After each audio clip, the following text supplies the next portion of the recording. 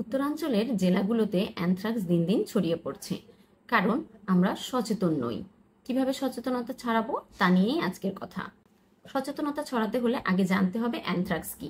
Anthrax একটি bacteria দ্বারা ঘটিত সংক্রামক ব্যাধি। অ্যানথ্রাক্সের উপসর্গগুলো হচ্ছে প্রথমে ফোসকা পড়া বা ঘা হওয়া, জ্বর, গলা ব্যথা এবং শ্বাসকষ্ট।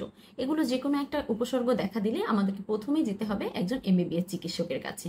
কারণ এমবিবিএস চিকিৎসকের কাছ থেকে চিকিৎসা না নিয়ে যদি আমরা পল্লী চিকিৎসক, ডিএমএ বা ফার্মাসির কাছ থেকে গিয়ে ওষুধ খেয়ে তারপর সংক্রমণ খুব বাজেভাবে ছড়িয়ে পড়লে এমবিবিএস চিকিৎসকের কাছে যাই, ততক্ষণে অনেকটা দেরি হয়ে যায়, আর এভাবেই ভুল চিকিৎসা হয়। সংক্রমণ ছড়ানোর আগে আমরা যদি বুঝতে পারি যে কোনো বাসায় অ্যানথ্রাক্স আক্রান্ত গবাদি পশু আছে, সেই পশুগুলোর পশু চিকিৎসকের দ্বারা চিকিৎসা করালে অ্যানথ্রাক্স সম্পূর্ণরূপে ভালো হয়।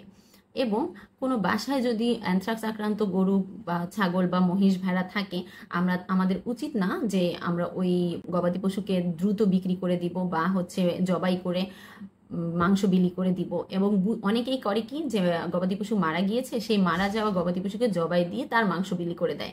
এর মাধ্যমে অ্যানথ্রাক্সটা ছড়িয়ে পড়ছে।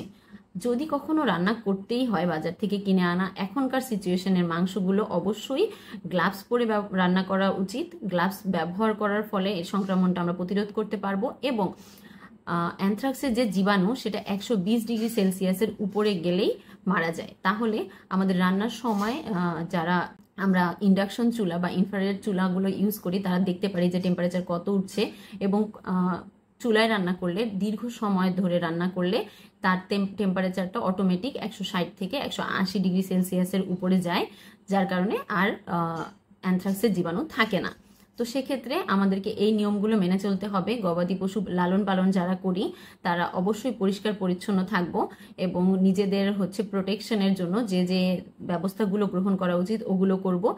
আর দ্রুত আমরা অ্যানথ্রাক্স থেকে যাতে মোকাবেলা করতে পারি, সেজন্য সচেতনতা ছড়াবো। মানুষে মানুষে ভীতি না ছড়িয়ে আসুন আমরা সচেতনতা ছড়াই, কারণ সচেতনতার মাধ্যমেই অ্যানথ্রাক্স মোকাবেলা করা সম্ভব। গুজব ছড়িয়ে মানুষের ভয় ভীতি বাড়ানোর মধ্যে কোনো সচেতনতা নেই।